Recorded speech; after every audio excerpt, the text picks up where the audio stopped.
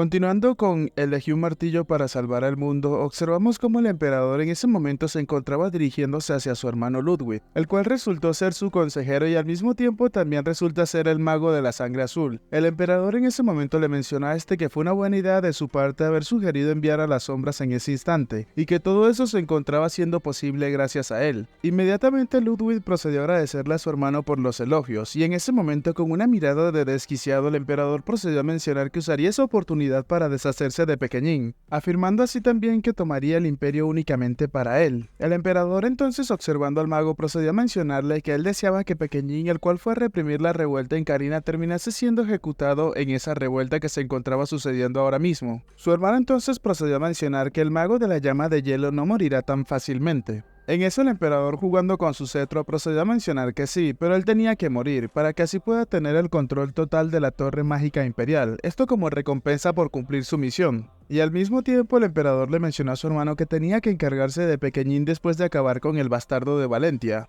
a lo que su hermano únicamente lo quedó mirando con una expresión fría en su rostro. Justo en ese instante Ludwig tiene un recuerdo cuando se encontraba hablando por una esfera de comunicación mientras mencionaba que cuando el plan comenzara, si acaso ellos querían que él se encargara del emperador, a lo que la voz de la esfera procedió a mencionarle que sí, mientras llamaba al mago Zorro Azul. Ludwig entonces le respondió que era imposible a menos de que se encargaran del bastón del emperador, a lo que entonces la voz de la esfera le mencionaba que si acaso el bastón del emperador no solamente era una decoración. El mago entonces procedió a mencionarle que si acaso eso era lo que parecía ante los ojos de estos, mencionándole que realmente eran bastante patéticos. El mago continuó añadiendo que el emperador, o mejor dicho su hermano, no tiene ningún talento para la magia como lo tiene él, y ni siquiera aprendió el manejo de la espada debido al duque Valentia. Así que debido a esta razón el emperador se protege a sí mismo con un montón de artefactos por todas partes. Aún así el mago mencionaba que por supuesto eso no era más que basura contra alguien de su nivel, pero ese bastón era completamente diferente. Añadió que ese bastón es un artefacto que invalida el maná de cualquier mago bajo la torre mágica, e incluso el maná de él se encuentra reprimido debido al artefacto.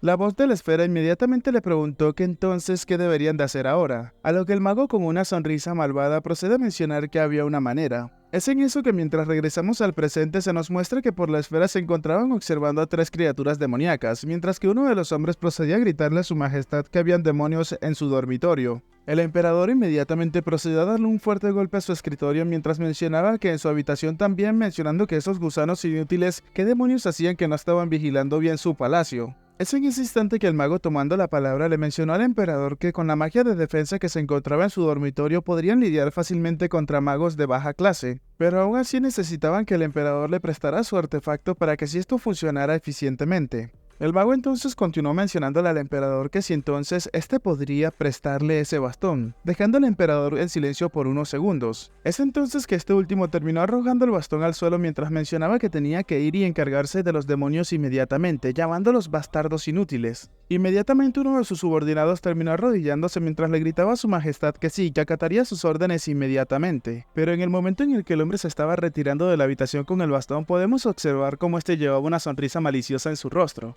El mago, al mismo tiempo colocando una expresión malvada, procedió a mencionarse que la estupidez del emperador era mucho mayor de la que él esperaba. Es entonces que cambiamos de escena y regresamos a la práctica del ensayo de la boda, donde podemos ver cómo Asgard se encontraba protegiendo tanto a su hija como al príncipe heredero. Inmediatamente las sombras que los acechaban desde el techo procedieron a lanzarse rápidamente del mismo en dirección hacia Asgard para acabar con la vida de este, a lo que Asgard se quedó observándolas fijamente sin denotar ninguna expresión de pánico o terror. Inmediatamente el hombre terminó arrojando múltiples cortes al aire en la dirección en la cual venían las sombras, pero en ese instante observamos cómo sus ataques realmente habían tenido efecto cuando algunos de estos hombres terminaron cayendo desplomados en el suelo con algunos cortes en sus cuerpos. Pero a pesar de esto eran demasiadas sombras, hasta el punto en el que incluso algunas de ellas llegaron a aterrizar limpiamente en el suelo sin ningún tipo de heridas en sus cuerpos, y los que habían resultado heridos seguían moviéndose como si nada. Esto último hizo que Asgard se asustara y mencionaba que si acaso todavía se encontraban vivos. Inmediatamente una persona se acercó corriendo en dirección hacia las sombras, tratándose de Vivian, y mientras el emperador la veía le gritaba a Vivian que no y que eso era demasiado peligroso. Pero la chica se encontraba haciendo caso omiso y siguió cargando en dirección hacia sus oponentes. Inmediatamente balanceó su espada delante de una de las sombras, pero esto había sido en vano, pues observamos como el ataque de Vivian no tenía ningún efecto entre las sombras, y justo en ese instante una de ellas se preparaba para proporcionarle una poderosa estocada a la chica en todo el rostro, a lo que esta última se quedó completamente sorprendida.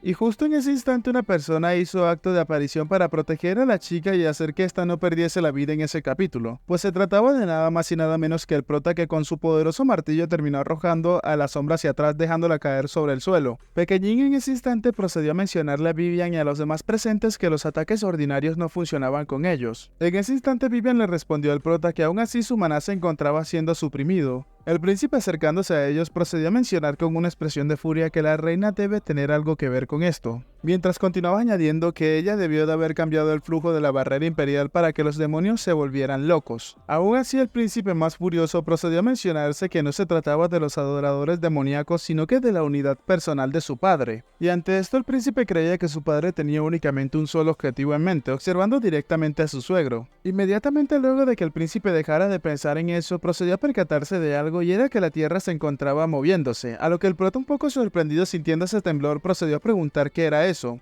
El príncipe, siendo más astuto y precavido, inmediatamente notó de qué se trataba, mencionándole a los presentes que no se trataba de un simple temblor, sino que había ocurrido una explosión en el centro del palacio, y que eso provenía justo de donde se encontraba la oficina de su padre. En ese instante Asgard, con una mirada seria y fría, procedió a llamar la atención de Pequeñín mientras le mencionaba al chico que tenía que ir a salvar al emperador, dejando al prota completamente sorprendido. El prota inmediatamente decidió refutarle a Asgard mencionándole que primero deberían, pero justo en ese instante Asgard lo interrumpe y le gritó al chico que por esa misma razón ellos estaban utilizando esto, porque necesitaban una razón. Y esa era la única manera de tener una razón para matar a los caballeros imperiales, pidiéndole a Pequeñín que tenía que moverse en ese instante. El prota, comprendiendo entonces lo que Asgard quería, inmediatamente lo quedó observando fijamente mientras no tuvo más alternativa que aceptar lo que éste le decía, mencionándole que entonces volvería lo más pronto posible. Y mientras se retiraba en ese instante, Pequeñín le mencionó a Asgard que de ninguna forma él tenía que perder la vida. El príncipe entonces, analizando la situación, procedió a mencionar que si Pequeñín se retiraba justo en ese instante, entonces Axilan llegaría primero. Axilan es el guardia personal del príncipe heredero, y este justamente llevaba a cabo o iba a llevar a cabo la parte más importante del plan del príncipe heredero, que es acabar con la vida de su padre. El príncipe entonces continuó mencionándose mientras podemos observar a Axilan en otra habitación que no había problemas en su plan. Justo en eso, Axilan, observando de dónde provenía el humo, procedió a mencionarse que si acaso estaban los adoradores demoníacos tras el emperador también. Justo en ese instante, el escolta procedió a mencionarle a sus hombres que tenían que moverse inmediatamente y que no tenían que olvidar la misión que les había encomendado el príncipe heredero.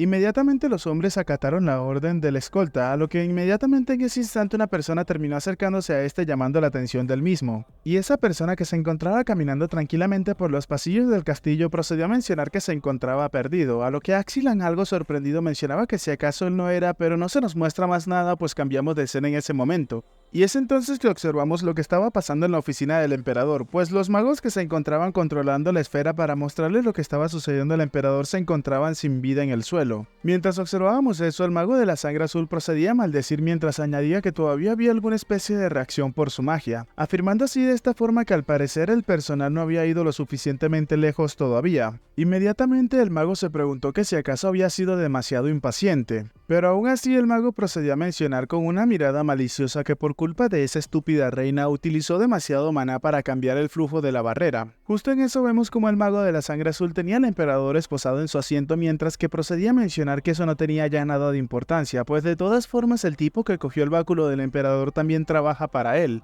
El emperador rápidamente le mencionaba a este que si acaso él también era uno de los adoradores del diablo. Y en eso, mientras observamos cómo el mago había bloqueado la puerta con escombros, procedió a mencionarle al emperador que si acaso parecía una de esas basuras. El emperador entonces le mencionó a su hermano que él simplemente era una especie de cerdo que solamente tenía talento para gritar, a lo que el mago de la sangre azul terminó tomando al emperador de sus prendas mientras le gritaba que solamente hacía las cosas que tenía derecho de hacer, como el verdadero y legítimo heredero de la familia Asran. El mago entonces procedió a mencionarle al emperador que ese lugar en el que se encuentra sentado solamente lo había podido tomar porque había nacido rico. Y al parecer el hecho de que sea una basura incompetente no tenía importancia cuando tenías el suficiente poder para lograr tus cometidos. El mago de la sangre azul procedió a mencionarle al emperador que hubiese sido más pacífico para él si hubiese muerto hace un tiempo ya. Y mientras observamos cómo un collar de piedra se encontraba posándose sobre el cuello del emperador, el mago procedió a mencionar que ahora iba a morir con dolor porque había confiado demasiado en sus artefactos. El mago, con una sonrisa cálida y tierna, procedió a mencionar que el emperador iba a morir por los ataques de los adoradores del diablo y él sería entonces el próximo emperador en su lugar. Y es así entonces como todo volverá a ser como era antes.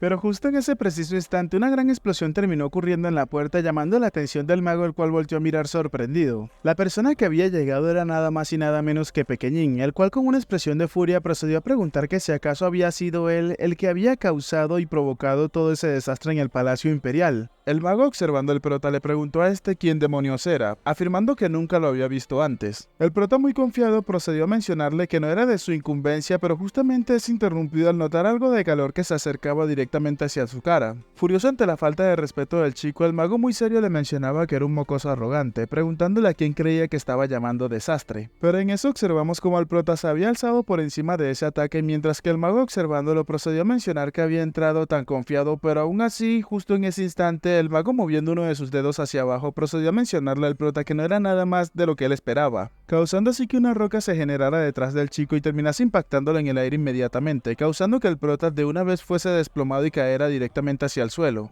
Mientras que algo confundido se preguntaba qué era eso que estaba sucediendo justo ahora, mostrándonos así como lo que parecía ser un puño de roca había sido generado por el mago, que se encontraba a pocos centímetros de golpear al prota en la cara, el cual lo había esquivado exitosamente. Aún así, eso no había sido lo único que había hecho el mago, pues otro puño de roca había salido del anterior, golpeando al chico de frente, el cual intentó utilizar sus brazos para mitigar el impacto del golpe, pero aún así no pudo evitar salir volando unos cuantos metros hacia atrás e impactarse contra la pared. Mientras que el prota intentaba reincorporarse luego de aquel impacto, pudo notarse como inmediatamente otra bola de fuego iba en dirección hacia el chico, esquivándola rápidamente mientras observaba los ataques, y se mencionaba que era un hechicero, y que este se encontraba por lo menos en el sexto círculo. Aún así, el prota tenía una pequeña duda, preguntándose cómo este podía seguir utilizando magia sin ninguna preparación para los hechizos. Justo en eso, Pequeñín pudo notar una fluctuación de magia o un círculo mágico que se estaba generando justo detrás de ese de la pared de la cual había sido impactado. Inmediatamente el chico terminó esquivando, pero eso había sido un ataque falso, pues el verdadero ataque se dirigía hacia Pequeñín por un costado, siendo así una bola de fuego, que en el momento en el que Pequeñín se percató, inmediatamente pudo sentir el verdadero terror. Y pese a que este ataque lo había tomado completamente por sorpresa, Pequeñín eficientemente pudo esquivar este ataque y salir casi que completamente ileso. Mientras el chico aterrizaba y observaba los poderosos ataques que se encontraba realizando el mago, se mencionaba que su velocidad de disparo era muy alta,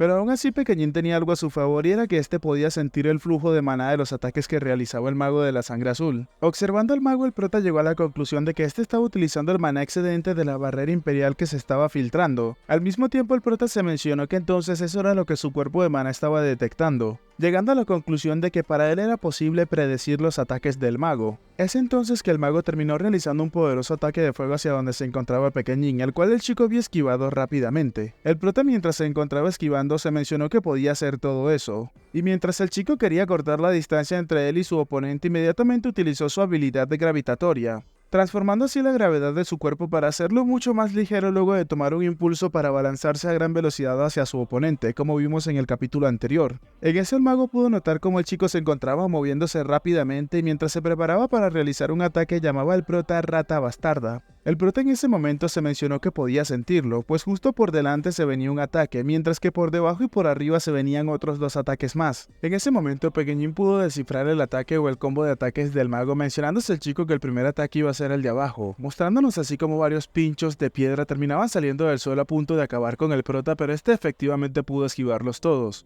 Aún así, eso no era suficiente, y el mago procedió a mencionar que ya lo tenía entre sus manos, mencionándole al chico que estaba atrapado, a lo que el prota, entonces, volteando y cambiando su dirección, procedió a mencionar que el siguiente ataque era ese, mostrándonos cómo otra roca gigantesca se encontraba cayendo desde arriba, pero el prota ya se encontraba en una pésima posición y no podía esquivar el ataque, que ya estaba a pocos centímetros de este. Aún así, Pequeñín terminó aumentando su gravedad por 16, haciendo mucho más pesado la masa de su cuerpo, cayendo inmediatamente contra el suelo en un instante. El mago, completamente seguro de que el prota no había salido ileso de ese combo de ataques, terminó rematándolo con una bola de fuego mientras le mencionaba al chico que tenía que cancelar su suscripción. Justo en ese instante, una enorme explosión terminó haciéndose presente en el sitio, y momento después, mientras el humo comenzaba a disiparse, el mago procedió a mencionar, observando los restos de rocas, que debió de haber escogido al oponente correcto desde el principio. Pensando que ya todo se había acabado, el mago procedió a darle la espalda a donde se encontraba el prota mientras caminaba hacia donde estaba el rey, mencionando que estaba en medio de hacer algo importante importante para el imperio. Y es entonces que observamos cómo Pequeñín se encontraba escondido entre los escombros mientras se mencionaba que afortunadamente no se había dado cuenta, pues si hubiese tardado siquiera un poco más en bajar su cuerpo con la gravedad, entonces habría sido acabado por esos ataques. Preocupado, el chico se mencionó que incluso la piedra que venía por encima de este era suficiente para terminar con su vida aplastándolo. Sonriendo, Pequeñín se mencionó que afortunadamente ahora mismo había bajado la guardia, por lo cual esa era su oportunidad perfecta, moviéndose rápidamente en sigilo acercándose lo más posible hacia el mago.